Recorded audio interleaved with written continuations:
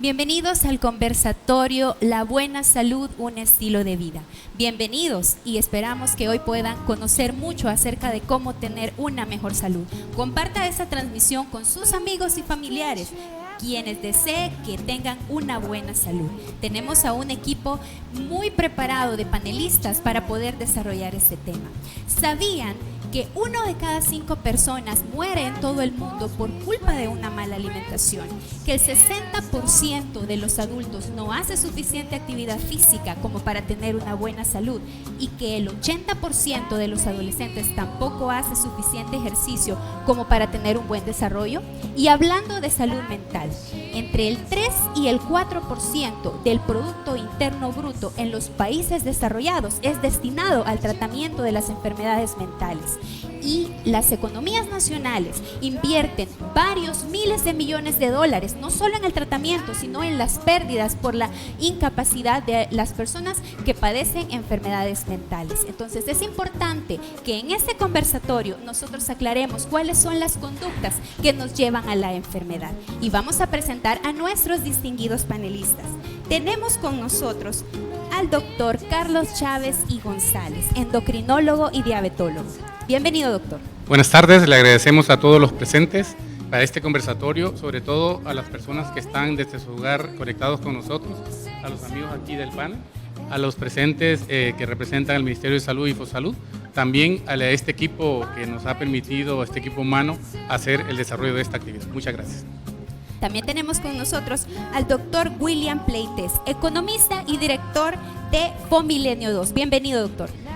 Muchas gracias por la invitación, la verdad que es un gusto, sobre todo tener aquí colegas médicos. Yo creo que soy como el intruso dentro del grupo, pero espero poder dar algún aporte novedoso a la discusión. Muchas gracias. Sin duda será de esa forma, doctor. La doctora Verónica Díaz del Valle de Chávez, cardióloga, staff del Centro Cardiometabólico. Bienvenida, doctora. Gracias, buenas tardes. Está alegre de compartir en esta tarde con los colegas y con los invitados, pero sobre todo con la población también, y concientizar un poco acerca de estas enfermedades que nos ocupan, ¿verdad?, en el día a día, pero que son la causa principal de muerte. Entonces, ojalá que lo que podamos compartir pueda sensibilizar y pueda impactar un poquito para que lograr los cambios en la población, que es lo que queremos. Exactamente, muchas gracias. Y también tenemos al doctor Otoniel Sánchez, del Fondo Solidario para la Salud. Bienvenido, doctor. Muchísimas gracias, realmente siempre es un placer poder colaborar en temas de salud y bienestar, y en este caso tan particular y tan importante, tocar sobre hábitos saludables a nuestra población salvadoreña. Y gracias a todas las personas que están conectándose a través de Facebook Live. Gracias por permitirnos entrar a la intimidad de sus hogares. Y nuevamente les invitamos a compartir esta transmisión. Queremos dejar con ustedes un pequeño segmento del programa de gestión de riesgo de enfermedades no transmisibles que el Centro Cardiometabólico desea y está echando a andar desde este momento. Vamos a ver el video.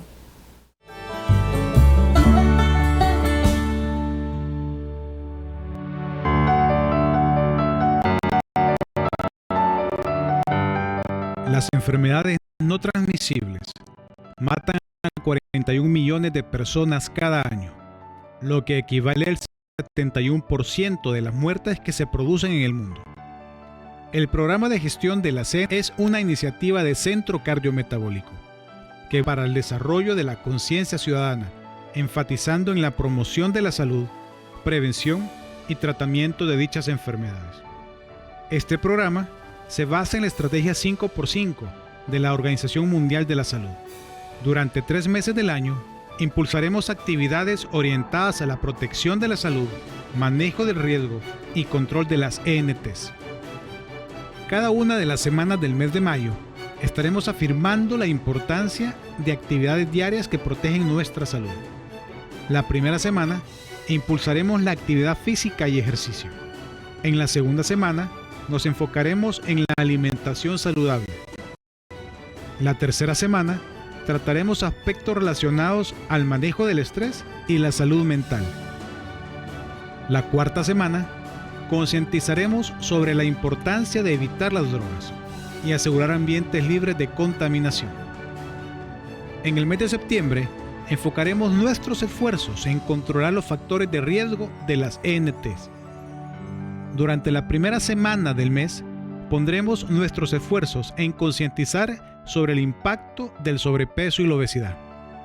La segunda semana, descubriremos los hábitos no saludables.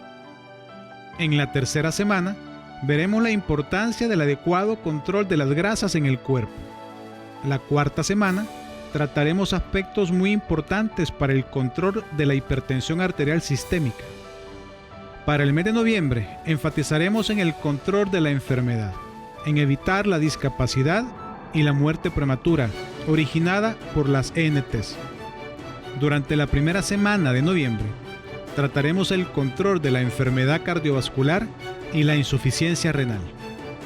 La segunda semana, nos enfocaremos en el control del cáncer, enfermedades mentales y neurológicas. En la tercera semana, nos enfocaremos en el control de la diabetes mellitus. La cuarta semana, concientizaremos sobre el control de la enfermedad pulmonar obstructiva crónica. Queremos invitarte a formar parte de esta iniciativa y que te muevas a una vida mejor.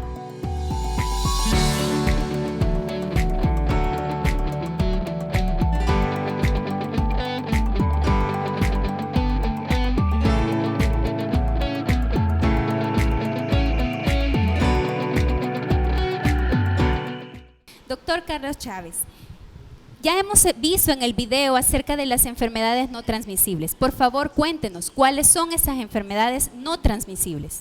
El término enfermedades no transmisibles, o ONT, fue acuñado por la Organización Mundial de la Salud y se refiere a un grupo de enfermedades de larga duración y lenta progresión. Estas enfermedades se diferencian de otro grupo de enfermedades que se llaman enfermedades infecciosas o infectocontagiosas, y estas últimas, que es la que estamos refiriendo, no tienen una transmisión a través de microorganismos como bacterias, virus y de otros patógenos. Ahora, en este esencialmente se debe a que hay alguna alteración sobre nuestro estilo de vida y también sobre el envejecimiento poblacional, y hay otro aspecto importante que tiene que ver con nuestros aspectos de herencia. El grupo de enfermedades que conocemos como enfermedades no transmisibles está en la cabeza las enfermedades cardiovasculares. En esto está el infarto coronario, el accidente cerebrovascular o derrame cerebral, también está el cáncer con toda la gama de patologías que la incorporan, como además está la diabetes mellitus y EPOC. Recientemente la Organización Mundial de la Salud incorporó también a las enfermedades mentales, y por tanto estas 5 grupos de enfermedades son las que vamos a considerar como enfermedades crónicas no transmisibles o ONT. Estas enfermedades representan prácticamente el 70 al 80% de muertes en el mundo, y aún en curso de pandemias, como también son la principal causa de enfermedad, y para los países como los nuestros, que son de renta media baja, y también para los países pobres, representa un alto porcentaje de morbilidad y también de muerte precoz, que prácticamente hasta el 83% de las muertes en estos casos ocurre en países de renta media baja o baja. Muchas gracias por el dato, y bueno, ya nos estaba explicando el doctor acerca de cuáles son específicamente, pero yo quiero imaginarme, si yo no tengo diabetes o no tengo EPOC, que es enfermedad pulmonar obstructiva crónica, yo en teoría soy joven, pero ¿por qué me interesa? Doctor Pleites, ¿en qué nos ayuda este tipo de programas como el que estamos haciendo hoy y la prevención al desarrollo de un país? La verdad es que es un tema central. Fíjese que en los últimos años uno de los quizá avances más importantes que ha habido en la teoría del desarrollo es el cambio de concepto. Ahora básicamente todo el mundo habla de desarrollo humano. El desarrollo humano es definido como el proceso de ampliación de las capacidades de las personas que aumentan sus opciones y sus oportunidades. O sea que en otras palabras, de lo que se trata cuando uno habla de desarrollo es de tener la capacidad, la posibilidad de un plan de vida que uno considere valioso. Y ahí es importante en ese sentido saber pues que hay determinados aspectos que son fundamentales para que uno pueda desarrollar un plan de vida valioso. De hecho, el Programa de las Naciones Unidas para el Desarrollo ha desarrollado un índice que se llama el Índice de Desarrollo Humano. y ahí privilegia 3 dimensiones. Una está relacionada con la oportunidad de tener acceso a una vida prolongada y saludable. El segundo es la posibilidad de tener acceso al mundo de los conocimientos, y el tercero es la posibilidad de tener acceso a un nivel decente de vida. El tercero es el que está relacionado con el ingreso, el segundo está relacionado con la educación y el primero está relacionado directamente con la salud. Porque al final de cuentas, si uno tiene una muerte temprana como consecuencia de no tener una alimentación adecuada, como consecuencia de tener, por ejemplo, malos hábitos en cuanto a consumo de alcohol, consumo de tabaco, o inclusive pues con un tipo de alimentación inapropiada o no llevar una vida, llamémosle, una actividad buen física, estilo de vida. Entonces al final de cuentas todo eso repercute en las posibilidades de tener, como decía, una vida prolongada y saludable. Ese término es muy interesante porque podemos ver muchas personas que tal vez han llegado a ser añosas, pero contamos las enfermedades entre 3 y más, ¿verdad? Entonces ese concepto es muy importante. Muchas gracias, doctor. Ahora, siempre encaminado con la respuesta que nos dio el doctor Pleites, doctor Carlos Chávez, ¿por qué el Centro Cardiometabólico decide crear el programa de gestión de riesgo de las enfermedades no transmisibles PROGRENT? La verdad que el Centro Cardiometabólico se dedica al tratamiento, control y rehabilitación de las enfermedades cardiometabólicas. Pero entrado al tema de la prevención, nos interesa mucho esto porque el 70% de las enfermedades crónicas no transmisibles pueden ser prevenidas. Por tanto, en este sentido, si nosotros orientamos, y tal como lo dijo el doctor Pleites, los esfuerzos en salud, en una verdadera salud, que sería la promoción de la salud y el control de los factores de riesgo, con ese aspecto importante nosotros estaríamos realmente reduciendo la carga de enfermedades crónicas. Para el caso, se dice, por ejemplo, que una alimentación saludable, la actividad física realizada regularmente, evitar el alcohol, como también el tabaco, y tener un ambiente, ojalá, libre de humo, nos hace evitar hasta el 50% de estas enfermedades cardiovasculares. Y hay un dato también importante, hasta un 30% de los cánceres que es más difícil impactar por estas situaciones. Sin embargo, créalo, la actividad física, la alimentación saludable y todo lo que vincula a no tabaco y alcohol hace impactar a estas enfermedades. Por tanto, para estos países como los nuestros, el tener un programa que permita hacer mecanismos de prevención es lo más importante para evitar desarrollar enfermedades crónicas que carguen con todo el presupuesto y no podamos atender a estos pacientes en los hospitales. De ahí que nuestra actividad solo es un poquito de activismo para incidir en la población y hacer que, como esto es intersectorial, trabajar con las autoridades, tanto del Ministerio de Salud como de Fosalud, Defensoría del Consumidor, con lo que esté en la posibilidad para hacer que estos programas, poniendo un granito de arena a cada quien de los actores sociales de esta sociedad, podamos arrancar y desarrollar una situación de salud mejor para prevenir la CNT. Muy bien, y si usted quiere conocer un poco más acerca de este programa, le invito a que visiten, bueno, ya estamos en la fanpage, pero les invito también a que podamos entrar en la página web del Centro Cardiometabólico, donde usted encontrará el lugar para poder descargar también la revista Muévete, que le cuenta un poco más acerca de este programa. También le invitamos a ver la retransmisión de este programa, de esta presentación, en nuestro canal de YouTube, Centro Cardiometabólico. Muy bien, ya el doctor nos habló muy bien acerca de las ENT y él mencionaba algo sobre las conductas. Doctora Verónica de Chávez, ¿cuáles son las conductas individuales que propician el desarrollo de las enfermedades no transmisibles? Bueno, así como lo mencionaba el doctor, es importante remarcar esa palabra, ¿verdad? La palabra conducta.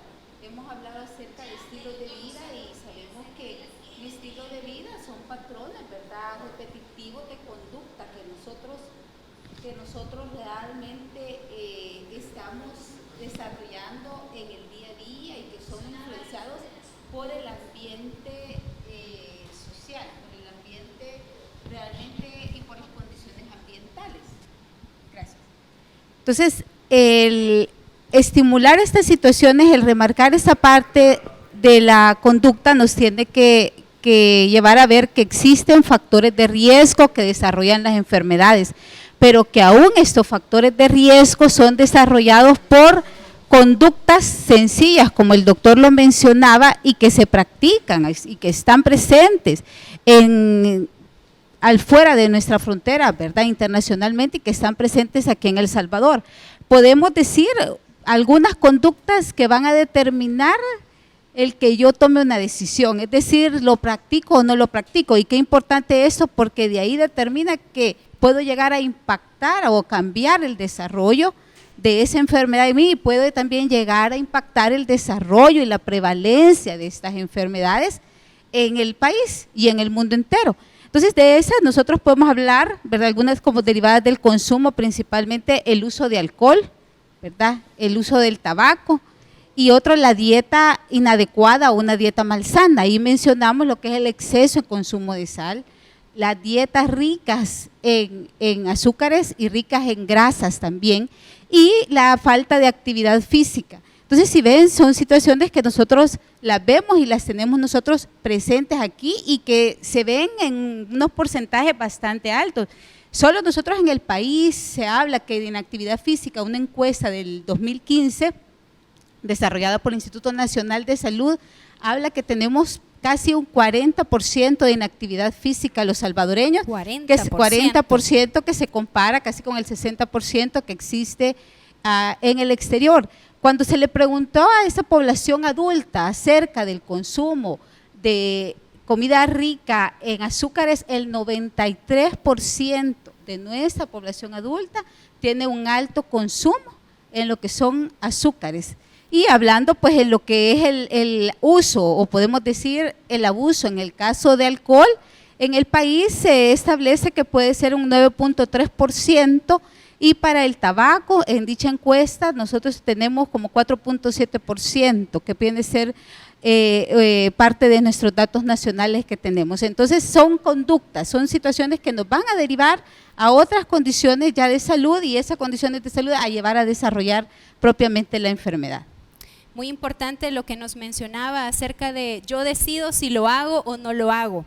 Y justo en ese si lo hago o no lo hago hablábamos del punto de vista individual. Doctor Otoniel, pero ahora vamos a hablar en cuanto a comunidades, vamos a hablar a lo colectivo.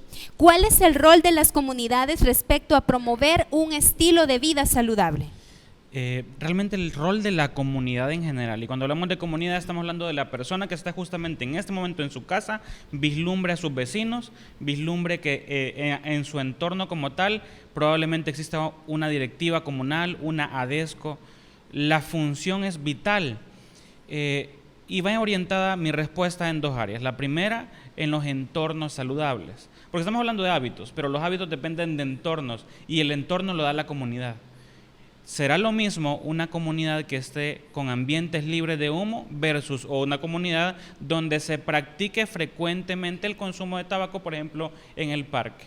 Entonces, hay algo muy claro, es que dentro de las normas de convivencia de las comunidades se deben de establecer límites, y la comunidad está en toda la autoridad de poder decir, por ejemplo, en el parque no se fuma, por poner un ejemplo. Si los restaurantes lo pueden hacer. Claro que sí, y es justamente, es de ley. De hecho, en los lugares públicos no se puede fumar. Entonces, el hecho de organizarse, de poder planificar con los mismos padres de familia de toda la comunidad, y organizarse y decir, ok, ¿qué vamos a ofrecerle a nuestros adolescentes en este parque? Y probablemente ahí incluyamos los hábitos, en lugar de tener factores de riesgo, en este caso, convertirlos en factores de protección.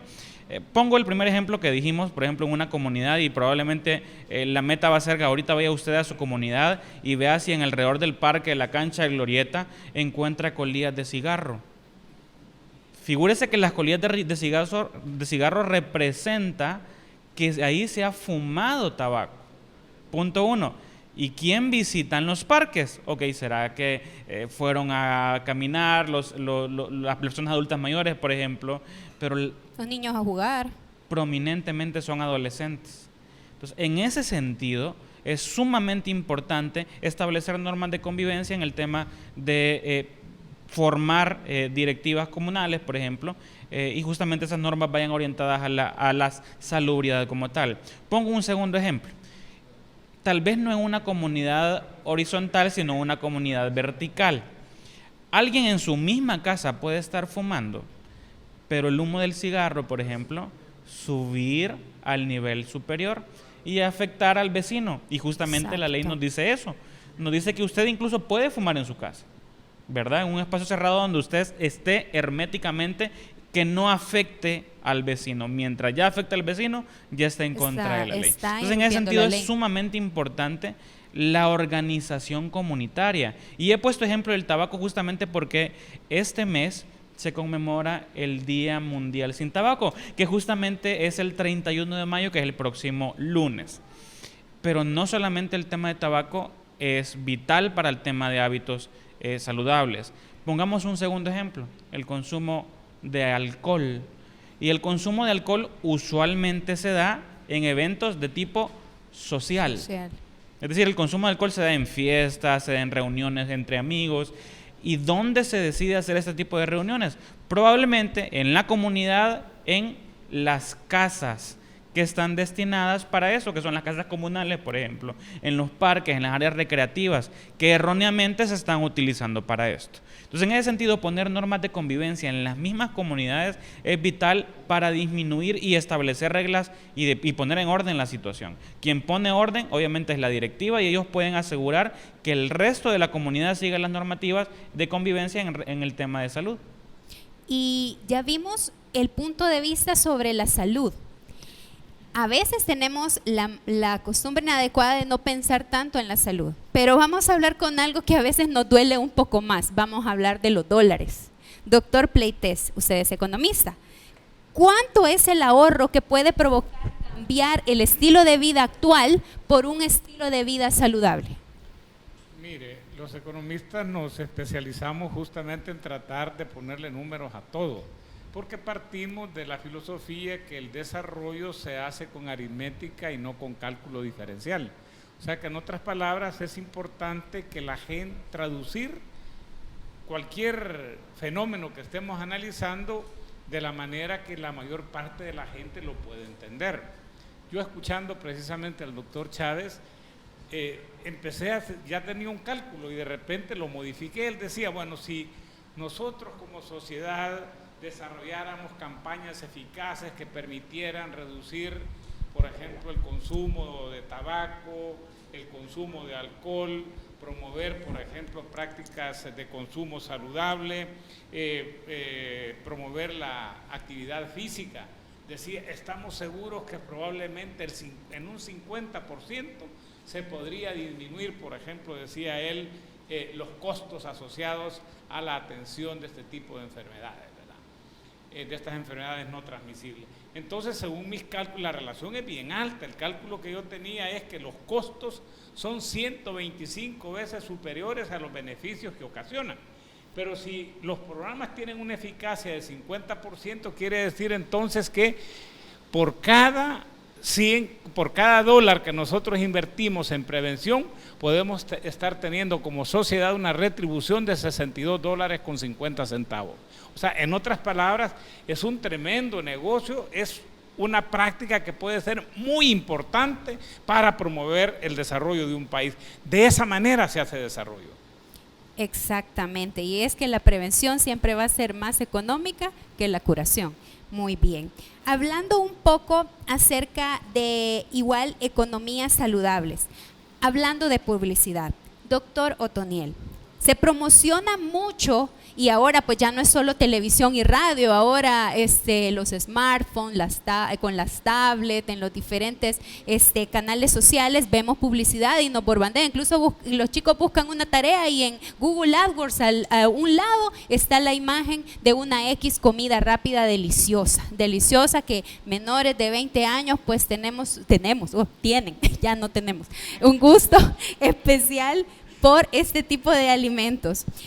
¿Cómo podemos lograr también que se pueda promocionar el consumo de productos saludables, por lo menos a la mitad de cómo se están promocionando los que no son saludables? Justamente quisiera hacer una pequeña analogía en respuesta a esto. Y cada uno de los padres que nos están pues ahora escuchando esta plática, hagan esta pequeña reflexión. ¿Cómo quisieran que sus hijos vivieran en sus 60 años? Y no pongan en contexto a ellos, sino a sus hijos.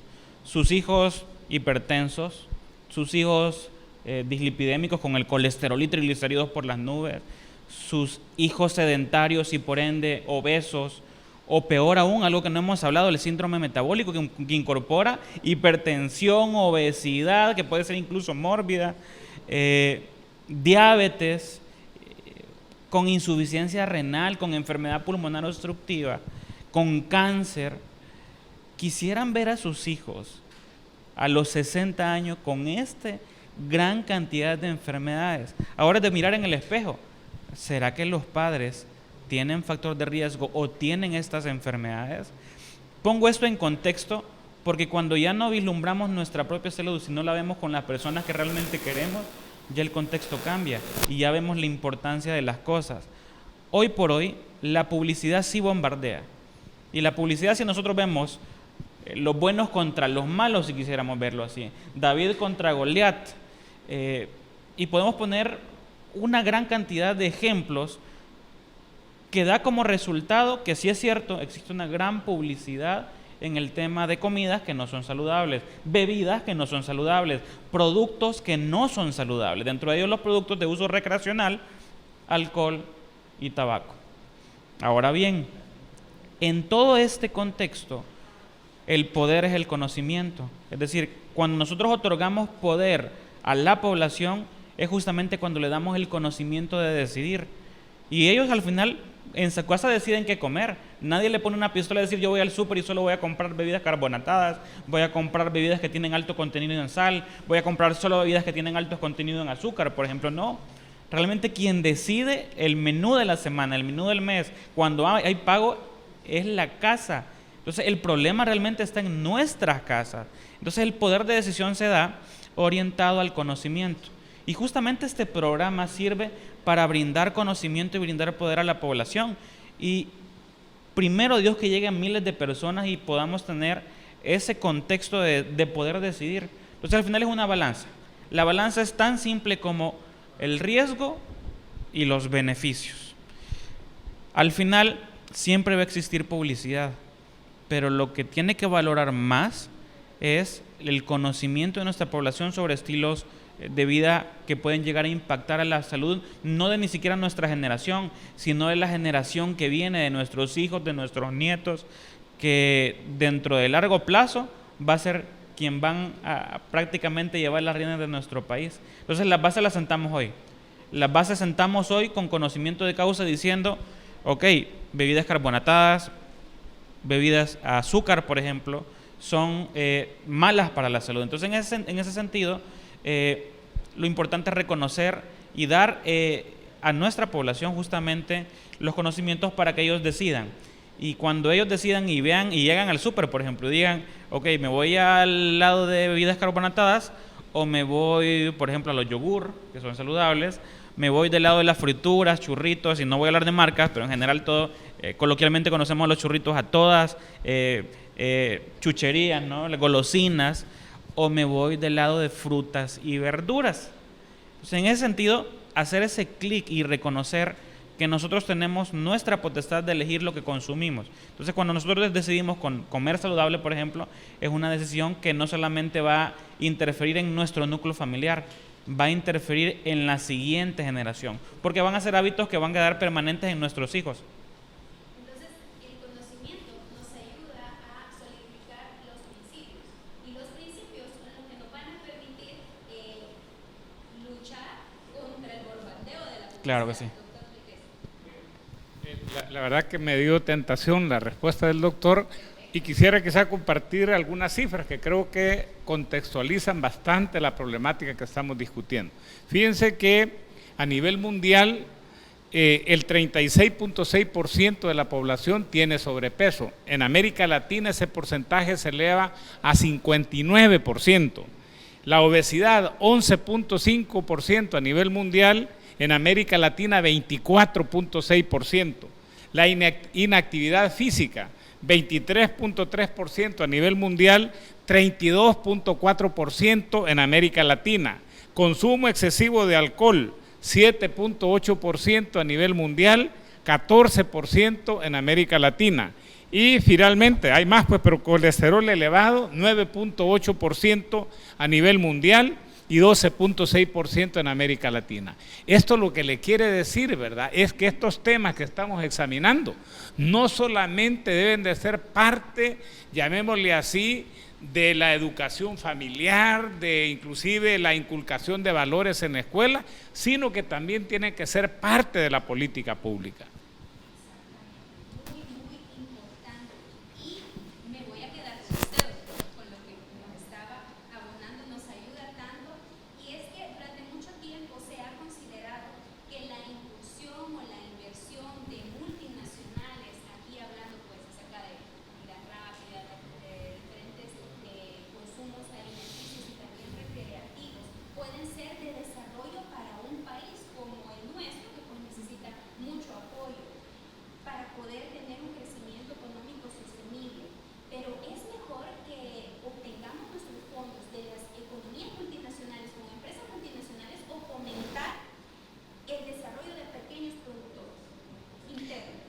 Mire, la verdad es que el problema es mucho más complejo que eso, ¿verdad? Yo no estoy en contra, por ejemplo, de la presencia de multinacionales en un país.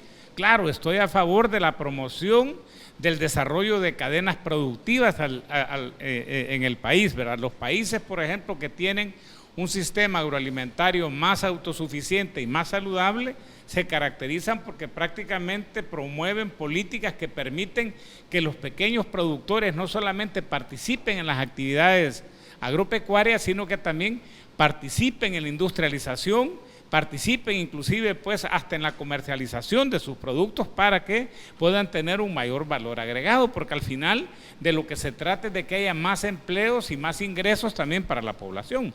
El otro tema que está relacionado es el tipo de consumo, de productos que se están consumiendo. Si hay productos que se sabe que, miren, yo hice mi tesis doctoral sobre seguridad alimentaria hace aproximadamente que ya unos 30, 40 años así, ¿verdad? Y en ese momento, cuando uno hablaba de problemas alimentarios, el problema principal era el hambre y la desnutrición. Ahora el problema fundamental es la malnutrición, y la malnutrición tiene que ser combatida con herramientas distintas.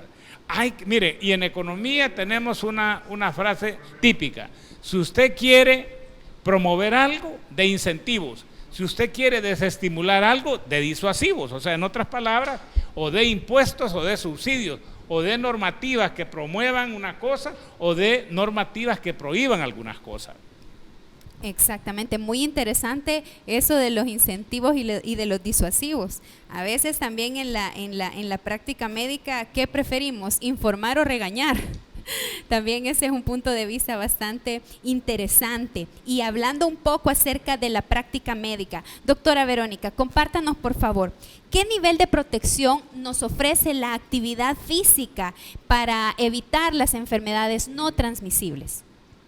Bien, ya habíamos hablado, la Organización Mundial de la Salud nos dice, ¿verdad?, que la inactividad física ocupa el 4º lugar en cuanto a importancia en la prevalencia de las enfermedades crónicas no transmisibles, ¿verdad? De ahí que el impactar en esta situación, sobre todo nosotros que estamos de cara al paciente, es bien importante.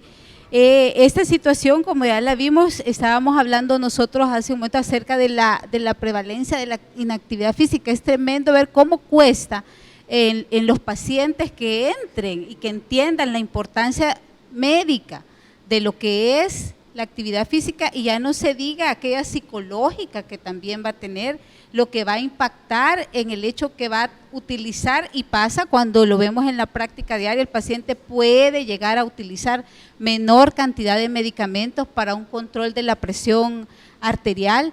también puede llegar a dejar de utilizar medicamentos que hoy tanto se usan. Cuando nosotros vemos los estudios hacia afuera, estudios científicos, en la mayoría de los estudios el 90% de la población toma un medicamento para el control del colesterol. O sea, ahí podemos ver el impacto, cuánto está gastando la gente en medicamentos, y se puede llegar con la actividad física a disminuir, y junto con la dieta, a disminuir y también a dejar de utilizar este tipo de medicamentos si nosotros podemos hacerlo en alguno de los casos.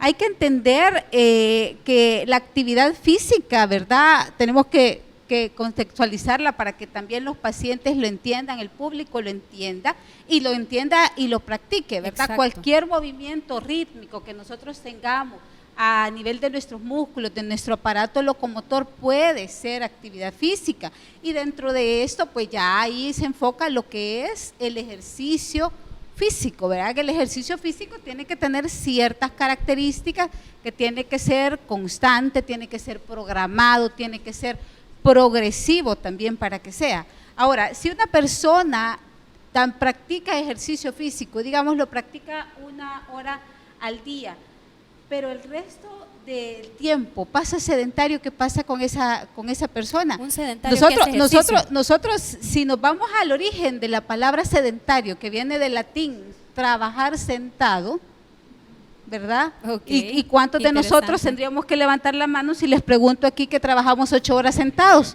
¿Verdad? Entonces, aunque nosotros hagamos ejercicio físico, a veces, muchas veces 1 hora, el impacto del sedentarismo está siendo mucho. Entonces tenemos que implementar, tenemos que motivar a la gente que tiene que ser activa aún en sus lugares de trabajo.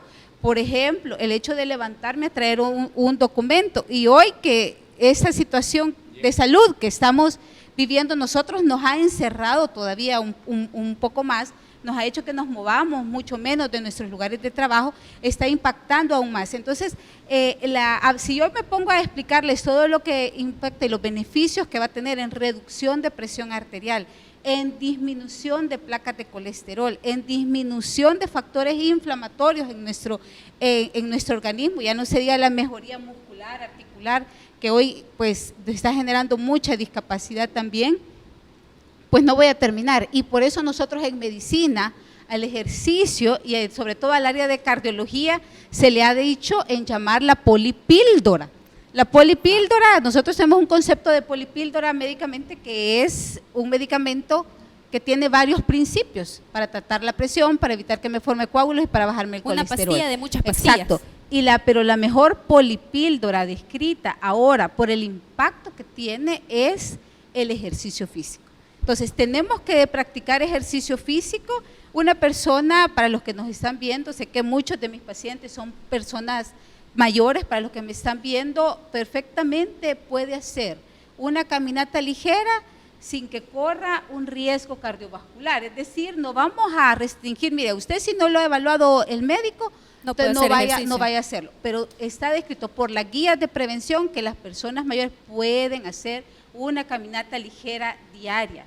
De acuerdo al riesgo que tenga la persona, así va a ser como nosotros vamos a recomendar, ¿verdad?, a cada uno. Obviamente el que más pecados tiene que pagar más pena, ¿verdad? Definitivamente eso tiene una cuota más alta. Es así, una cuota más alta. Entonces, y obviamente a estos que ya les vamos a recomendar una actividad moderada, que es lo que se recomienda en la prevención, de moderada y algunas veces también vigorosa, como les digo, de acuerdo al riesgo que pues tiene que evaluarse en el paciente, para que haga y desarrolle su actividad física con seguridad. O sea, no hay excusas para que seamos realmente activos, pues tratamos realmente ahí de orientarles para que partan eso, y sí están descritos científicamente y está descrito en la prueba, pero obviamente, como hablábamos aquí, es una situación de conducta que tenemos que seguir trabajando, que juntos de la mano tenemos que seguir impulsando. Y estamos de acuerdo que si hablamos acerca de actividad física podemos hacer otro conversatorio, pero si usted quiere saber un poco más acerca de los beneficios de la actividad física, le invito a entrar a nuestra página web de Centro Cardiometabólico, y en la parte de blog usted encuentra muchos artículos donde puede ver cómo puede implementar su plan de ejercicios, cuáles son los beneficios de llevar una actividad física diaria. También le invito a nuestro canal de YouTube, Centro Cardiometabólico, donde están los diferentes videos del programa de prevención de enfermedades no transmisibles. Doctor Carlos Chávez, no crea que me he olvidado de preguntarle. Según la OMS, hay un programa que nos dice que se puede desarrollar por medio de enfoques en sistemas, un programa que se puede desarrollar por medio de sistemas comunitarios.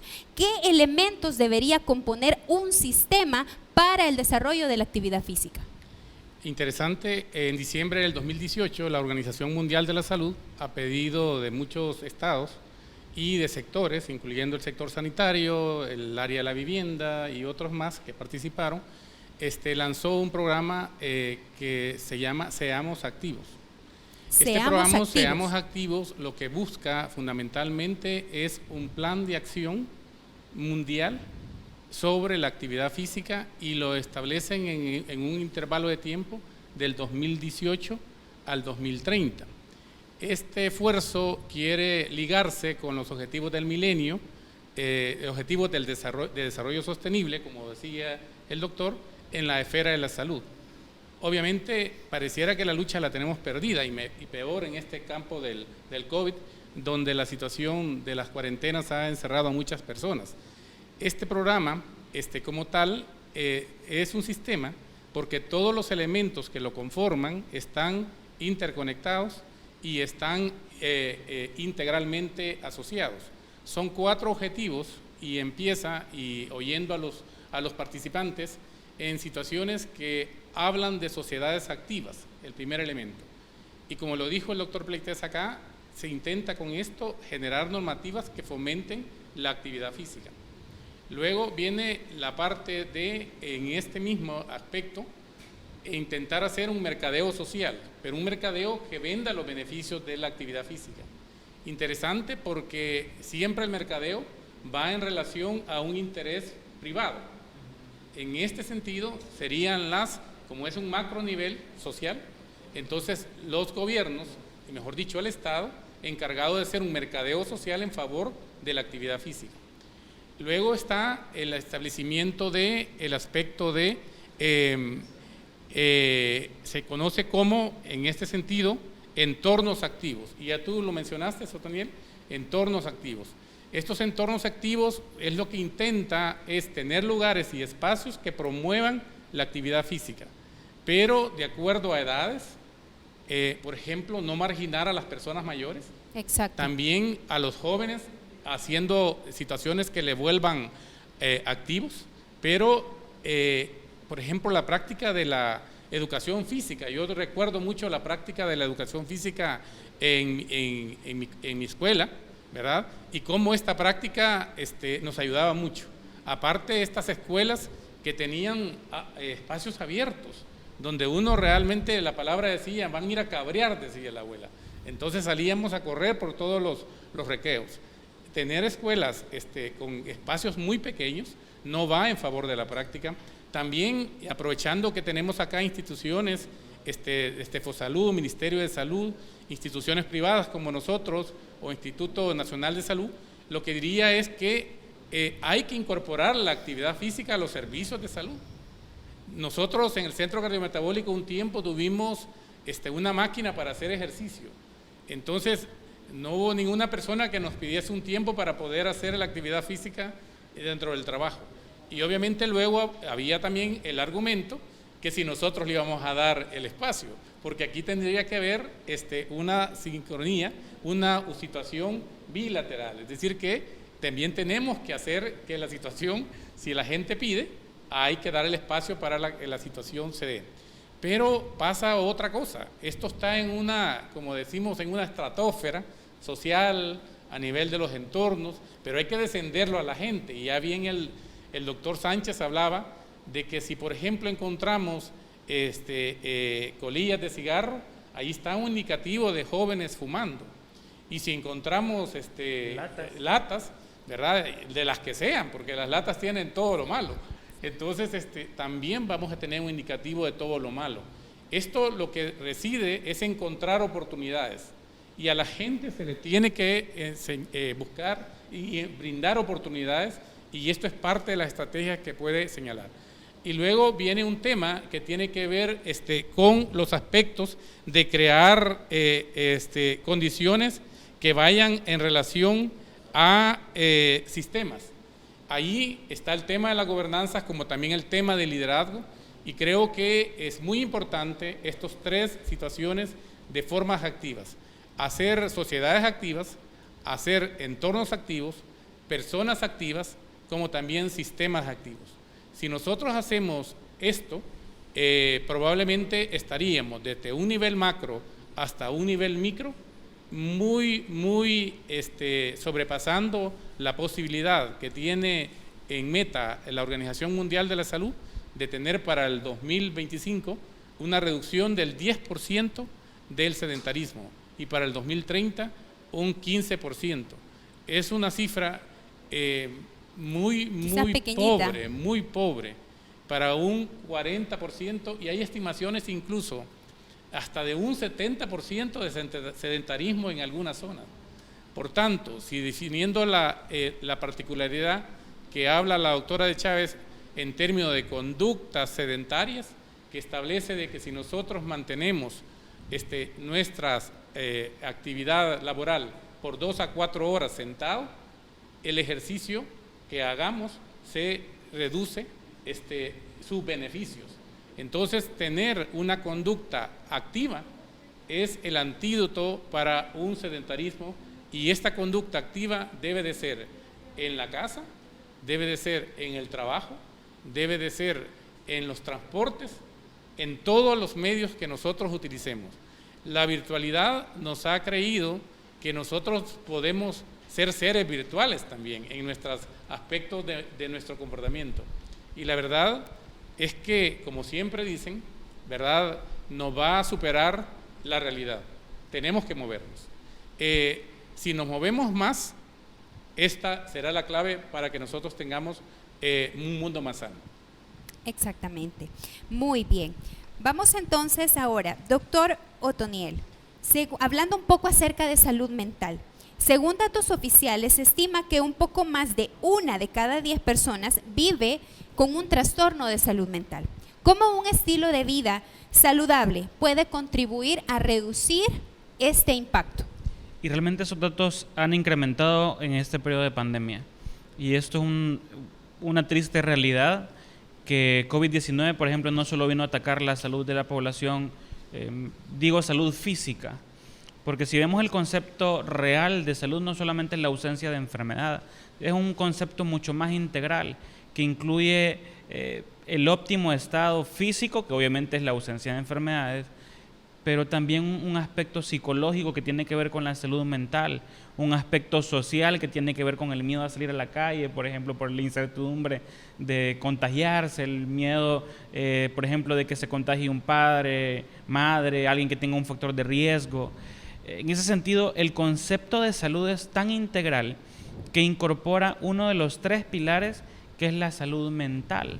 Entonces, es como que usted quisiera sentarse en una silla de 4 patas. Y esa silla incluye la salud física, la segunda pata, la salud mental, la tercera pata, que es la salud social como tal, o el contexto social. Y un cuarto componente que nadie toca es el tema espiritual, del tema del contexto integral de la salud. ¿Quién se sentaría en una pata de 3, una silla de 3 patas, por ejemplo? Se caería. Que le hacen falta 2, se cae. Entonces, el concepto es tan integral, y hoy por hoy estamos visualizando la importancia de la salud mental con el obvio incremento de cuadros de estrés, de depresión, cuadros insólitos de ansiedad, de la gente tiene temor a salir a la calle, por ejemplo. Entonces, en ese sentido, la salud mental es tan importante, y el abordaje integral de la población que tiene que ver con el tema de salud mental también lo es, y la actividad física abona la salud mental. Hábitos saludables en el tema de alimentación, evitar el sedentarismo, también ayuda a la salud mental, porque no podemos ver la salud como algo o como un ente individual, sino se tiene que verse de manera integral. Entonces, cuando nosotros atribuimos la salud solamente a la ausencia de enfermedad, estamos viendo pero muy mal el concepto amplio de salud. Entonces, cuando nosotros hacemos atribuciones o hacemos acciones en favor de la alimentación, por ejemplo, a incremento del ejercicio, en disminución, cese y abandono de sustancias psicoactivas que son dañinas dentro de ellas el tabaco y el alcohol, abonamos a esa integralidad del concepto de salud y también en una manera holística también contribuimos a la salud mental de nuestra familia y de nosotros de manera individual. Entonces tenemos que irle buscando todas las patas a la silla. Claro y así vamos a tener más confort en nuestra vida, una vida completamente saludable. Doctor, yo sé que lo dejé con el deseo de participar hace un ratito, ahorita va a tener el tiempo de poder abonar. Y vamos a hacer una pregunta siempre en relación a su área de experticia. En un país como El Salvador, con una importante desigualdad económica, ¿cómo se pueden crear condiciones plurales que ofrezcan espacios de desarrollo físico y mental? Bueno, es que lo que pasa es que cuando ya uno define la salud de la manera que lo ha hecho el doctor, entonces ahí logra entender por qué es un elemento tan esencial para el desarrollo. De hecho, fíjese que cuando uno vincula los diferentes ámbitos que generalmente se relacionan con el desarrollo, el de la salud es el que quizá pega de manera más directa, porque cuando a uno le dicen ¿cómo estás? ¿Estás bien? Dicen, o estás mal, o sea que tiene que ver más con el bienestar de la persona. Entonces, desde esa perspectiva, uno sabedor, ¿verdad?, que están esos 4 ámbitos que señalaba el doctor, uno lo que tiene que hacer es eso, hacerlo política pública.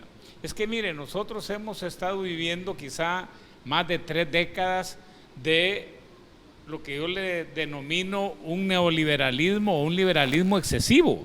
Casi que hemos creído que el mejor Estado es el menor Estado. Nosotros nunca hemos tenido un Estado demasiado grande, quizá hemos tenido un Estado cuestionable en términos de su eficacia, que a veces no ha administrado adecuadamente los recursos que intermedia, pero no es que tengamos un gran Estado. La verdad que necesitamos un Estado que sea más grande y que sea más eficiente. Cuando hablamos de que sea un Estado más grande, es un Estado que tenga capacidad. Mire, aquí debería de ver que cada cantón, cada pueblo, cada caserío debería de tener un espacio comunal o espacios recreacionales, ¿verdad?, suficientemente grandes para el provecho de la comunidad. O inclusive, pues, que algunos de los espacios públicos que tenemos no los reserven. Fíjese que yo estuve hace como unos 5 meses en Londres. No, 5 meses, ya, años 5 meses, ya la pandemia me quitó en realidad, el cronómetro. Y me llamaba la atención, por ejemplo, que ellos convierten a los centros educativos de las 6 de la tarde en adelante, son espacios comunales y los sábados y los domingos. Qué precisamente pues porque se sabe que eso es fundamental para el bienestar de las personas. Excelente, excelente. Qué interesante que se pudiera tomar esa iniciativa para nuestras escuelas, ya que casi todas las escuelas tienen su cancha de básquetbol, se ocupa para fútbol o por lo menos el espacio para que se pueda hacer caminata. No, fíjese que la gente, ¿verdad?, no solamente dan clases de baile, clases de diferentes tipos de deportes, las bodas se realizan en los centros educativos. O sea, qué interesante. La escuela se convierte, después de ser el centro para impartir educación, en el centro comunal más importante o en el centro social, perdón, más importante de las comunidades. Y así se puede, los niños pueden recordar, la escuela donde me regañan, no, la escuela donde se celebran actividades bonitas y hacemos ejercicio. Muy, muy interesante. Bueno, hablamos ya un poco acerca del contexto económico y ahora vamos a volver a hablar un poco acerca de las recomendaciones, lo práctico. Doctora Verónica, ¿qué recomendaciones podría darnos para poder evitar las enfermedades no transmisibles? Ya nos comentó acerca de cómo llegamos a ellas, pero ¿qué recomendaciones para el cambio de la conducta nos puede dar? Bueno, es algo bien ambicioso, sin embargo, déjenme comentarles que las intervenciones que hagamos pueden llegar a prevenir hasta en un 80% las enfermedades crónicas no transmisibles. O sea, realmente hay un buen porcentaje y existe un 20% en el cual cuando nosotros vemos que está involucrado el aspecto genético, hereditario, ¿verdad? Y a veces ambiental, que no siempre vamos nosotros a poder intervenir. Es importante que, bueno, nosotros muchas veces ya nos llegan los pacientes ya con la enfermedad, ¿verdad? Pero se trata aquí también de trabajar en una prevención primaria, o sea, evitar que llegue el paciente ya con la enfermedad, es decir, con el infarto, con la insuficiencia cardíaca, con diabetes, que llegue ya con la enfermedad pulmonar, ya no se diga el cáncer o las enfermedades degenerativas, neurodegenerativas que están tan frecuentes. Entonces, la situación viene que impactemos desde antes del tiempo. Entonces, aquí es desde lo que el doctor decía, ¿verdad? Los cambios de conducta son muy, muy importantes. Y la situación es que hay un cardiólogo muy famoso que trabaja en esta situación, que ha hecho estudios y habla, y los psicólogos pues tendrán que mucho respaldo en esta situación, decir que el cambiar los hábitos se tiene que hacer desde una etapa muy temprana, es decir, tenemos que empezar a actuar desde la niñez, tenemos que empezar a actuar en los hogares. Se ha estudiado que los cambios de hábitos son muy difíciles desde los 12 años para arriba, y a veces algunos otros dicen desde los 7 en adelante. De hecho, los estudios sobre sobrepeso y obesidad dicen que los niños que entran a la adolescencia con sobrepeso u obesidad difícilmente van a regresar a un estado de normopeso, ¿verdad? No quiere decir que no se va a lograr, pero eso nos llama la atención en que tenemos que nosotros empezar a trabajar desde las etapas muy tempranas. El cambio de estas conductas, como nosotros lo hemos hablado y como bien lo decía el doctor, pues no quiere únicamente que sea la parte médica, o sea, no es la solución, la pastilla, las vitaminas, que tan de moda se han puesto ahora en día, y sobre todo ahora todos queremos mejorar nuestra salud y nuestro sistema inmune a base de medicamentos y a base de pastillas, y obviamente ya sabemos quiénes se ven beneficiados en ese sentido, ¿verdad? Pero la situación es de que tenemos que actuar no únicamente en la prescripción de un medicamento, sino, como usted bien lo dijo, en el cambio de conducta. Ahí viene la parte médica, viene como la parte del ministerio y las comunidades, que es muy importante, o sea, la parte multidisciplinaria, la parte multisectorial, en los cuales tienen que entrar otros sectores a tratar de trabajar en conjunto de eso. Como médico, ¿qué le podría decir yo que nos toca hacer? En primer lugar, nos toca a nosotros concientizarnos acerca de esta situación y tomar la importancia para poder platicar y poder identificarnos con el paciente. Ya ese sistema verticalista de doctor, paciente, ¿verdad? Cada vez tenemos que verlo menos, yo creo que lo vemos menos, identificarnos con el paciente para hacer sentir cuál es la importancia acerca de su enfermedad, y el abordaje multidisciplinario, hacer lo que él entiende y que sea partícipe. Ahí tiene que entrar el papel del psicólogo, tiene que entrar el papel de la nutricionista, el entrenador físico. Bueno, la verdad que no podemos, me extendería demasiado, ¿verdad? Y ya casi no tenemos el tiempo como para ir puntualizando. Más que todo, hacer ese énfasis, tenemos que empezar a trabajar desde temprano, por lo menos en lo que respecta a nosotros como médicos o como los pacientes que me escuchan, papás, ¿verdad? Abuelitos, ¿verdad? Que también pueden impactar desde la salud, y en lo que corresponde en las escuelas. Exactamente. Doctor Otoniel, nos pidió la palabra. Quisiera dar validez a un comentario que usted hizo, doctora, que tiene que ver con el inicio o el tema de juventud. Y usted hacía el ejemplo de que cuando se entra a la adolescencia con sobrepeso y obesidad, probablemente ese contexto no cambie en la etapa adulta. Igual sucede con el tema de adicciones. Cuando un joven, entre más joven, inicia el consumo de sustancia, el riesgo de volverse adicto en la etapa adulta se incrementa hasta el doble.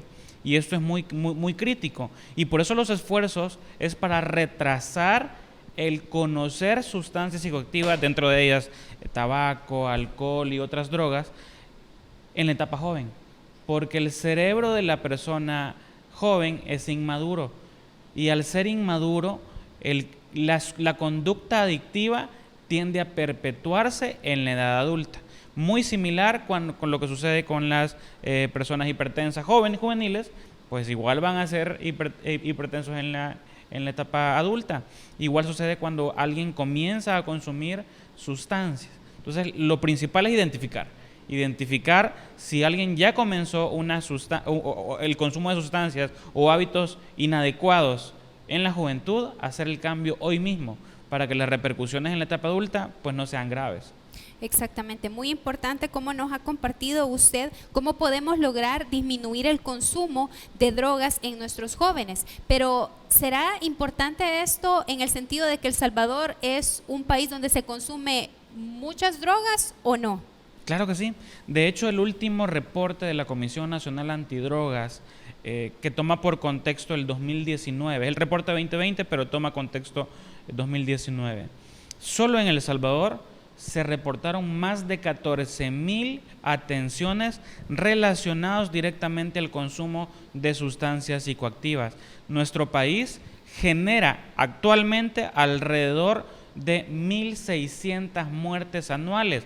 Y cuando vemos esto relacionado al consumo solo de tabaco, por ejemplo, pero cuando lo vemos en el contexto ya más local, son 5 muertes al día. O sea, 5 muertes que están relacionadas directamente al consumo de una droga. Entonces, El Salvador sí tiene cifras alarmantes y en contexto mundial, por ejemplo, solo en el mundo mueren al año 8 millones de personas por consecuencias directamente al consumo de tabaco. Y por esto lo pongo como ejemplo porque realmente en un año El Salvador desaparecería de la faz de la tierra si pusiéramos ese contexto, obviamente. En relación al tamaño de nuestra demografía. Exactamente. ¿Qué cifras solo para importantes? aclarar, realmente lo que dice el doctor es cierto. Fíjese que las guías de prevención nos dicen a nosotros que cuando una persona inicia en el tabaco, y sigue, el 50%, oiga qué alto, el 50% va a morir fumando. El 50%, o sea, es más fácil no iniciar que definitivamente una vez que se ha iniciado, suspender el hábito. Entonces, de ahí es que la importancia es empezar a trabajar desde bien temprano para que nosotros podamos impactar y evitar que se inicie definitivamente en estas prácticas, porque a pesar de los esfuerzos que se hacen, bueno, no es fácil realmente tener éxito, así como decía el doctor Otoniel. Exactamente. Y bueno, la verdad es que eso me gustó también. Es mejor no iniciar, ni por curiosidad, ni por presión grupal. Es importante que podamos compartir eso con nuestros jóvenes, no iniciar. No es necesario que nosotros metamos la cabeza en un cubo de basura para saber que tiene basura. Entonces, si escuchamos cosas malas de las drogas, no es necesario que las probemos para saber que podemos tener mucho riesgo a enfermedad. Vamos a hablar un poquito acerca de la contaminación ambiental. Doctor Chávez, ¿la contaminación ambiental en El Salvador ya es un problema para la salud pública? La verdad es que hablando de la contaminación, es un estudio que hizo la Organización Mundial de la Salud en el 2014, donde reunió a 103 países y alrededor de 3,000 ciudades.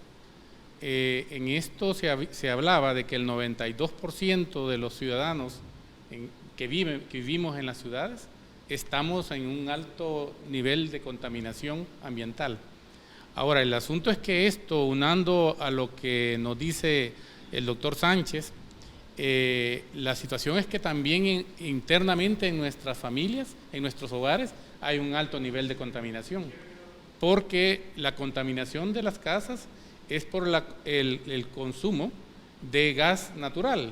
Entonces ahí hay humo que sale, junto también hay gente que fuma, y esto también hace una especie de un humo que mantiene permanentemente. De hecho, hablando de normativas, en algunos países desarrollados, el carro que le determinan al tabaco, humo en los asientos, se lo miden, ese carro vale, parece que el 20% menos que el costo de mercado. O sea, el tabaquista tiene que pagar por andar en el interior de un vehículo, y ahí quizás se maltrata a él y maltrata a los que lleva ahí, y es una costa que hay que asumir. Ahora, la contaminación, asumiéndolo como un problema de la salud, de hecho, la Organización Mundial de la Salud, en esta estrategia 5x5, nos hace encontrar que las enfermedades relacionadas con el aspecto de la polución, el control de la polución, es un aspecto que hace una estrategia costo efectiva para el tratamiento de las enfermedades crónicas. Para el caso, yo sé que estos aspectos son multifactoriales, pero se dice que alrededor de un 25% de las muertes cardiovasculares tienen un agregado de la polución ambiental y un 35% de las muertes por enfermedad cerebrovascular, comúnmente conocido como derrames cerebrales, tienen la polución ambiental también como contribuyente. E igual los cánceres a la cabeza, el pulmonar. Entonces, si esto es un problema de salud, no soy salubrista, soy clínico, pero las situaciones de nuestros pacientes en términos y nuestras familias expuestas a ambientes contaminados, les genera enfermedades y se vinculan con enfermedades crónicas no transmisibles. De manera que en este punto es muy importante, ejerciendo una visión un poco más holística, también llevar, como dijimos, entornos activos y en este entorno saludables, que iniciemos con un cambio en generar un ambiente libre de humo, no solo de humo que salen de las industrias y las casas, sino que también libre de tabaco, porque una estrategia, como dijo la doctora de Chávez, estrategia costo efectiva en salud cardiovascular es el tabaco. Es el tabaco. 8 millones de personas que mueren en el mundo por el tabaco son igual a las 8 millones de personas que mueren por hipertensión. Por tanto, las 41 millones de personas que en el mundo mueren por el encargo de estas 5 enfermedades crónicas no transmisibles, realmente tendríamos que, incluso no estoy hablando en mal de lo que se hace sobre el COVID, tendrían que pasar, digamos, varios años, por lo menos unos 15 años, para que lleguen a los 41 millones de personas que mueren año con año por enfermedades crónicas no transmisibles. Es una pandemia y sin embargo no reconocemos lo obvio. Y al no reconocer lo obvio, vamos a tener una situación realmente insoslayable para nuestros sistemas de salud y para nuestras pobres economías. Bueno, tuve el placer en este momento de hacer todas las preguntas que pude a nuestro distinguido grupo de paneles y ahora vamos a dar la oportunidad a los participantes que tenemos con nosotros para que también puedan hacer sus preguntas. Entonces tenemos la participación del doctor Mendoza. Adelante con su pregunta. Buenas noches. Quiero felicitar al programa de gestión de las enfermedades no transmisibles, tanto liderado por el doctor Carlos Chávez como la doctora Verónica de Chávez. Es admirable lo que están haciendo por el tema de nuestra población.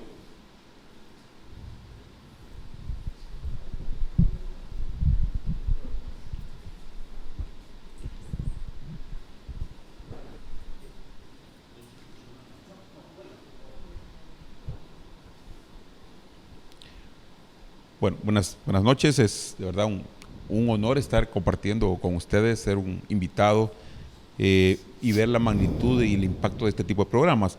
Felicitarlos por el programa de gestión de las enfermedades no transmisibles, liderado por el doctor Carlos Chávez y la doctora Verónica de Chávez. Para mí es de verdad es sorprendente ver lo que una institución de carácter privado aporta a la parte social de nuestro país.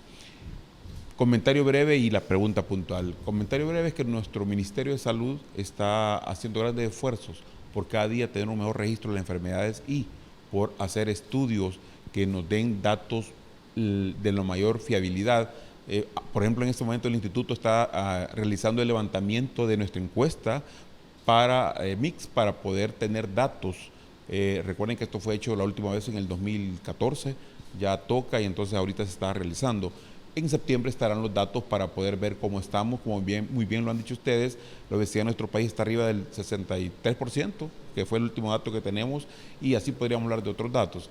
Entonces, es un reto y por ser epidemiólogo de formación, también para nosotros como epidemiología es un reto hacer el cambio en cuanto a la investigación, que va a ser la medicina basada en evidencias, para poder mostrarle a los salvadoreños, no a literatura internacional, sino estudios propios nuestros, que podamos ver hacia dónde vamos. Entonces creo que es un reto para el epidemiólogo. Entonces aquí viene la pregunta.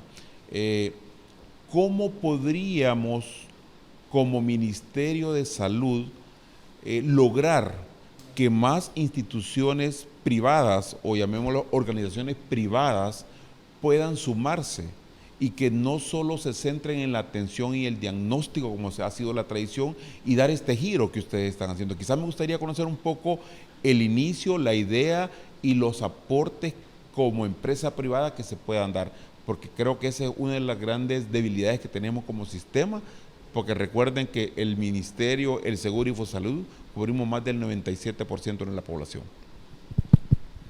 Bueno, fundamentalmente lo que, respondiendo a la pregunta, es contagiar a más personas o a más instituciones sobre este esfuerzo. Nosotros, por al caso, hacemos actividades con médicos en práctica privada y los contagiamos. Entonces, hemos creado una red de médicos aliados y ellos asisten con nosotros.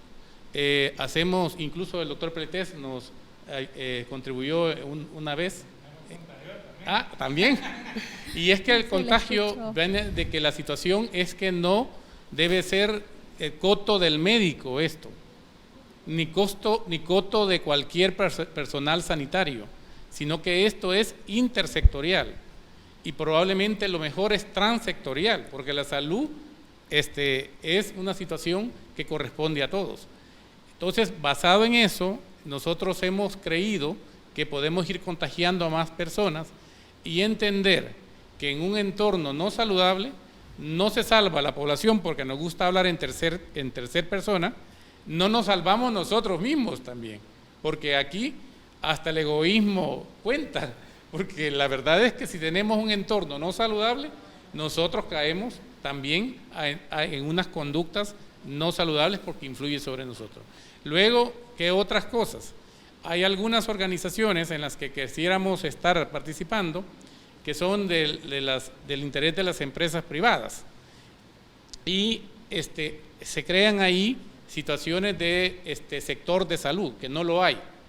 Entonces, la vez anterior recibí una invitación, ya no se concretó, pero a raíz de su pregunta, entonces podemos ir viendo si podemos incidir también en un sector salud que vea la salud como su blanco primario, porque si bien lo decía el doctor Sánchez, el problema que tenemos, que nuestro enfoque es que todos los que hacemos clínica somos más enfermólogos que salubrólogos. Entonces, en verdad, el enfoque es un enfoque biomédico dominante, donde hay tecnología, donde hay medicamentos, donde hay terceros intereses de grandes sectores que le llaman el lobby médico, pero que ahí no estamos nosotros, los que damos consulta, ni estamos los que atendemos a los pacientes en cualquier lugar. Entonces hay que cambiar a un modelo que no necesariamente es que el otro quede, porque hay que atender personas, no hay que andarle diciendo que no las podemos atender en los hospitales, sino que cambiar y migrar a un modelo biopsicosocial, y yo le incorporaría la palabra a un modelo biopsicosocial y espiritual. Pero no va a alcanzar, y probablemente es que vamos a encontrar, ojalá un modelo propiamente salvadoreño, que haga una sinergia. Y es que la sinergia, si están estos dos modelos encontrados, podemos encontrar un tercero. Pero no es intento de encontrar un tercero, sino que con estos dos podemos trabajar. Pero en este sentido es que habría que hacer un esfuerzo de involucrar desde el área de los médicos y todos los que hacemos instituciones privadas en salud, incorporar estas situaciones, como también trabajar en el gran sector de la empresa privada organizada. He intentado, todavía me queda alguna parte por concretarla, pero te digo cuando haya algo. Quizás yo, antes de esa parte, contarles un poquito acerca de la experiencia, ¿verdad?, de este cardiólogo muy famoso, el doctor Valentín Fuster. Él es director de uno de los principales centros de los que más tecnología tiene, como decía mi esposo. Sin embargo, a pesar de que es uno de los centros de las tecnologías más innovadoras en lo que es el tratamiento de las enfermedades cardiovasculares, él vio que obviamente esto iba a ir avanzando y progresando y nunca se iba a llegar a terminar. Entonces dijo, me voy hacia atrás, me voy a estudiar todo lo que es la enfermedad y dónde empieza la situación. Y de ahí que él decide crear lo que es un centro de investigación. Y es muy interesante lo que ustedes están haciendo como Instituto Nacional de Salud, porque él parte mucho de la investigación. Entonces, y aparte de la investigación, la educación y la promoción. Y ha desarrollado estos programas en pequeños países a nivel de Latinoamérica, lo tienen en Colombia, y aún han incluido países de muy bajo desarrollo, países africanos. Entonces, la situación es, ustedes como Instituto Nacional de Salud, o ver fomentar la investigación, no únicamente también a nivel solamente de lo que es la parte de ministerio. Nosotros en el área de cardiología, por ejemplo, hay ciertas farmacéuticas que han tenido interés, por ejemplo, en una enfermedad en particular, en la cual crean un programa y escogen ciertos médicos para poder alimentar también desde la parte privada esa parte. Entonces, empezar por sensibilizar, conocer también lo que estamos viendo para que cada vez la gente se vaya sensibilizando, y lo que hablaba el doctor Chávez, o sea, la educación, ¿verdad? Entendamos que no podemos trabajar definitivamente solos, ni nosotros como especialistas, ni nosotros como parte privada. Yo creo que sería muy bueno que ustedes como Institución Nacional de Salud también enfocaran aquellos sectores que ven este tipo de enfermedades de las que estamos hablando y formaran parte de estos trabajos de investigación y fueran sensibilizándose más en esta problemática que tenemos. Damos paso a la siguiente pregunta. Buenas noches. En primer lugar, felicitar al Centro Cardiometabólico y a los invitados de esta noche por compartir esta importante temática para tener una buena salud, un estilo de vida saludable que nos permita envejecer con salud y morir cuando tengamos que morir, no prematuramente. Sabemos que del Centro Cardiometabólico es un compromiso de por vida y agradecemos por eso. También en el marco de dos datos que voy a compartir o recordarles a ustedes. Uno, la encuesta mundial de salud del escolar, que para El Salvador se hizo en el 2013, donde se documentaba que solamente el 17% de adolescentes en edad escolar hacían actividad física de acuerdo a la recomendación de la OMS.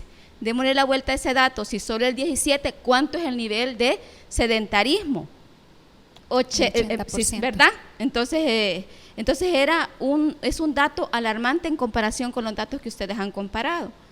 El otro dato que quiero compartir, porque de ahí emana después la pregunta, es en el marco, hoy 28 de mayo, es el Día Internacional de la Salud de la Mujer. Ahora justamente compartíamos también un webinario como Ministerio de Salud y hablábamos también de la promoción de la actividad física y del ejercicio en medicina con este enfoque de equidad de género para la mujer, fundamentándonos también en un dato de la encuesta nacional en población de enfermedades crónicas de la población adulta, la ENECA, que se hizo con el instituto, donde se documentó que 1.522.000 personas en El Salvador no tenían vida sedentaria, ¿verdad? Entonces, y de esos, 900.000 y algo más, las mujeres. O sea, el problema de sedentarismo y de inactividad física es casi duplicado entre las mujeres, para las mujeres en relación a los hombres. Ahí vienen mis preguntas. ¿Qué estrategias conocen ustedes en su amplia experiencia de trabajo, que yo sé desde cuándo se viene trabajando, conocen en otros países, a nivel de centros educativos o de familia, pudieran recomendar para trabajar para la población adolescente si queremos cumplir con algo de promoción de la salud, que es irrumpir en el futuro trabajando en el presente? Y básicamente la parte sociocultural en el tema de mujeres, porque claramente estamos viendo una brecha de desigualdad en relación a hombres y mujeres en este tema. Gracias. Muchas gracias. Queda la pregunta. Licenciada Alvarenga, la verdad que usted ha sido una comprometida en la promoción de la salud y la pregunta viene muy al caso. Siguiendo las situaciones que señalaba mi esposa sobre estrategias costo efectivas que se han mostrado, y quizás no solamente hablando del tema mujer, que incluso la Organización Latinoamericana de Cardiología tiene un capítulo de mujer, y está equivocado el hecho de que las mujeres piensan que la principal causa de muerte en la mujer es el cáncer de mama o el cáncer cervical. No lo es la enfermedad cardiovascular. Entonces, estos datos que les compartía mi esposa, que es entrar en la infancia, y en ese sentido, si entramos en la infancia, en las edades entre 3 a los 7 años, estarían generando unas conductas que harían mejor salud para la mujer, que dicho sea de paso, es la que también modela conductas en la familia.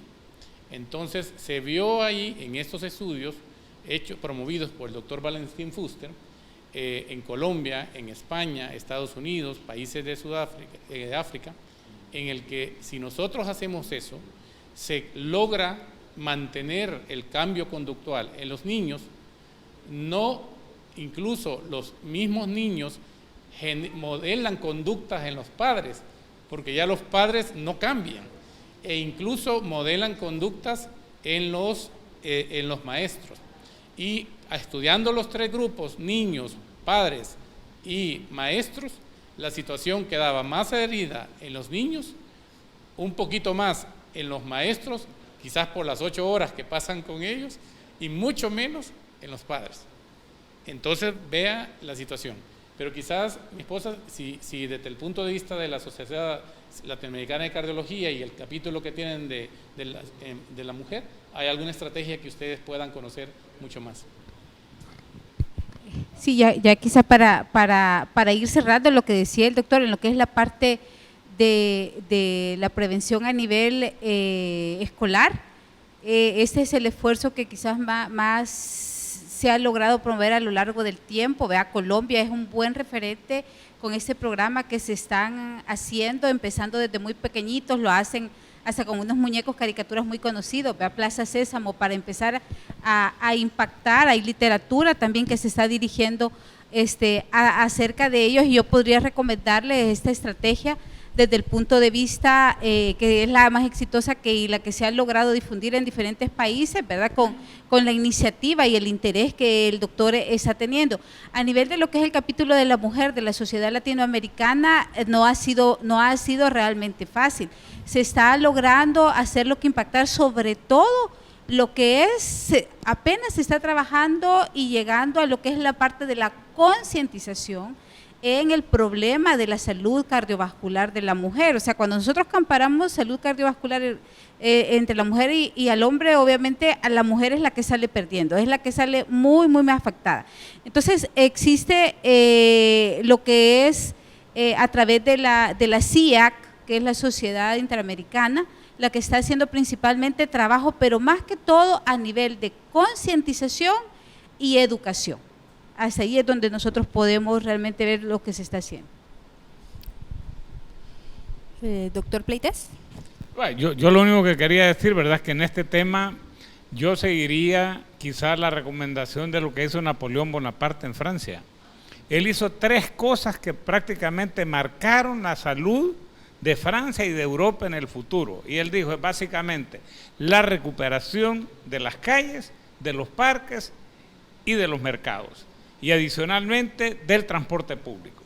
O sea, realmente si se logran recuperar al servicio de la población esos 4 espacios públicos, le garantizo que toda la población va a tener una actividad física muchísimo mayor, y eso es lo que marca la diferencia, por ejemplo, entre Europa y Estados Unidos, por ejemplo, que a pesar de que en Estados Unidos haya más ingresos, tienen más problemas con este tipo de enfermedades que los países europeos.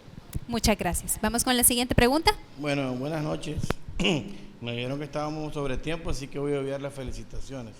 El año pasado, principalmente al doctor Pleites, La pandemia nos trajo una controversia muy importante, que era primero la salud o la economía. En un momento la gente pensó, o me muero del COVID, o me muero de hambre porque no tengo trabajo. Y lógicamente el impacto y las secuelas que tenemos ahorita a nivel cardiovascular, a nivel de salud mental, a nivel de desempleo, es bastante importante. La pregunta va, bueno, la primera pregunta es esa, doctor, estamos en un círculo vicioso importante, donde las secuelas hoy son más impactantes que la propia pandemia incluso. O me mataba la pandemia, o me moría de hambre, o me mataba mi esposo, o me mataban los niños. Todo eso se vino a sumar y tenemos grandes impactos. Lógicamente el que más se vive, porque es el que más comunicacionalmente se oye, es la parte económica. Así que la pregunta es cómo romper ese círculo vicioso, poder ponerle pan en la comida de la gente. Y bueno, a nivel de salud se está haciendo grandes esfuerzos. Yo lo único que critico a nivel de salud pública siempre son los medicamentos, que prefieren tener inventarios, pero cantidad de medicamentos, pero no cantidad de calidad. Pero a nivel económico sí hay una lucha ardua, en donde yo creo que la recuperación, pues siendo de lo micro a lo macro, va a llevar mucho más tiempo. Y la otra pregunta es, pues no sé si el doctor o no sé quién corresponda, ¿cuál es el impacto de la tecnología o de ocio en la salud del ser humano, en la salud de nuestros adolescentes? Porque eso hoy, ni siquiera un número de teléfono nos aprendemos. Y hace 30 años, 25 nos sabíamos hasta 30 números de teléfono, y hoy llamarme al celular y me lo grabás, por favor. O otra cosa de ese tipo. La tecnología, como puede ser un agilizador de los procesos, no nos está haciendo ágiles a nosotros. Lejos de eso está contribuyendo muchísimo. Es más, aquí estuvimos varios viendo el celular, y eso sucede muchísimo hoy en día en el ámbito social. Así que esas son mis dos preguntas en esas dos direcciones. Sí, mire, ¿verdad? Cuando aparece una catástrofe, obviamente siempre hay como dos etapas, ¿verdad? Una es la emergencia y otra es la recuperación. Entonces, durante la emergencia, inclusive, sobre todo con una situación con muchos elementos desconocidos como este, ¿verdad? La verdad, pues, es de que lo importante es hacer cosas e ir aprendiendo en el camino con rapidez, ¿verdad? Ahora, el problema con la recuperación es que en el caso del Salvador, el desafío va más allá de volver a donde estábamos. Es que el problema es que nosotros tenemos un modelo económico que tiene más de 20 años de estar agotado. Mire, poca gente sabe que en El Salvador se generan menos empleos formales hoy, o en los últimos 20 años se han generado menos empleos formales que durante la administración de Molina y Romero.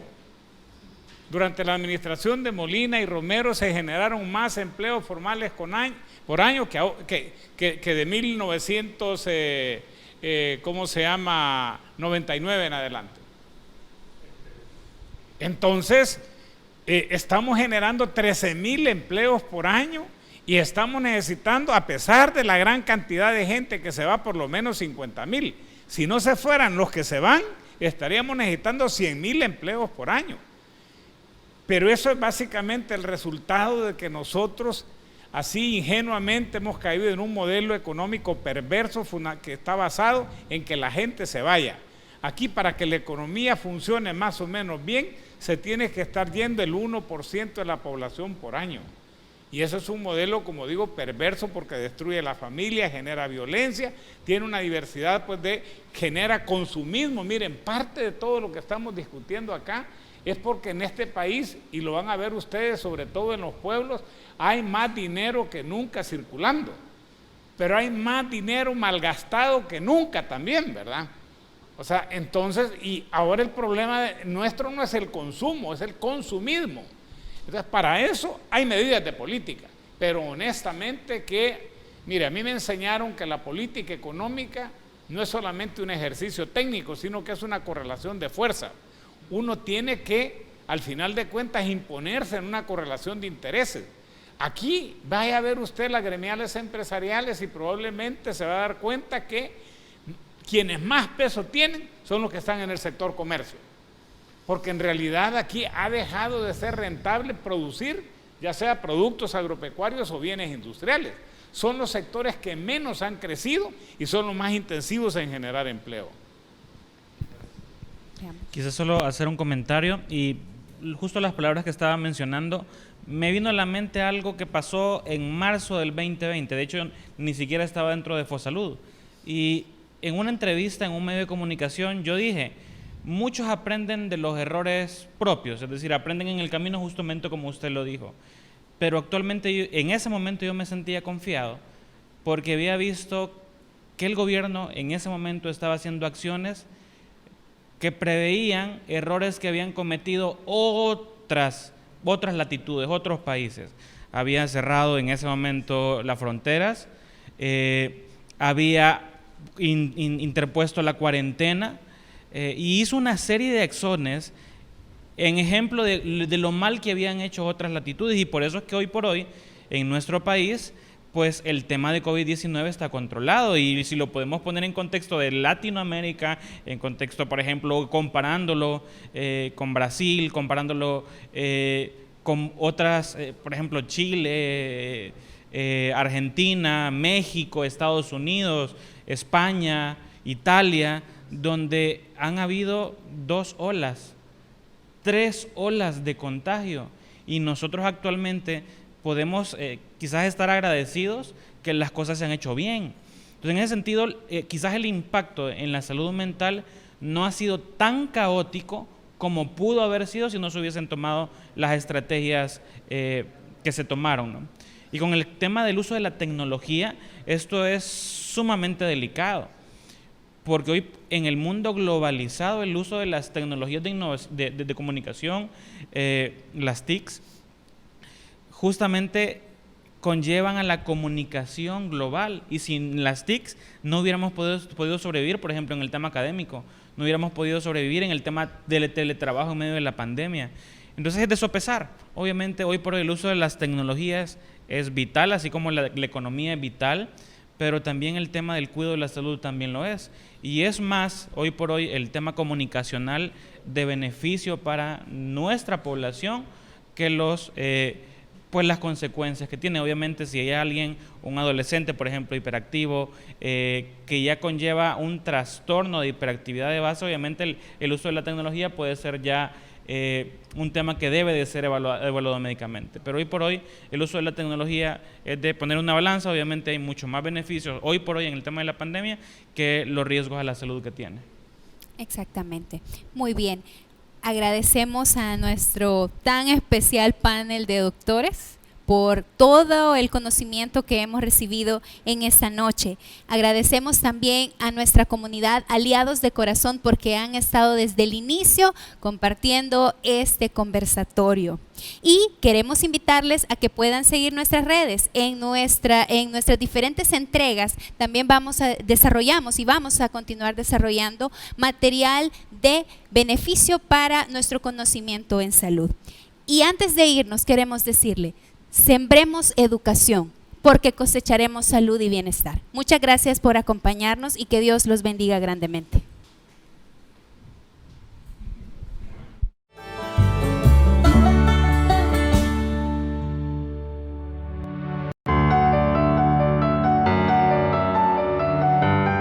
Las enfermedades no transmisibles matan a 41 millones de personas cada año, lo que equivale al 71% de las muertes que se producen en el mundo. El programa de gestión de las CNTs es una iniciativa de Centro Cardiometabólico que busca crear espacios para el desarrollo de la conciencia ciudadana, enfatizando en la promoción de la salud, prevención y tratamiento de dichas enfermedades. Este programa se basa en la estrategia 5x5 de la Organización Mundial de la Salud. Durante 3 meses del año, impulsaremos actividades orientadas a la protección de la salud, manejo del riesgo y control de las ENTs.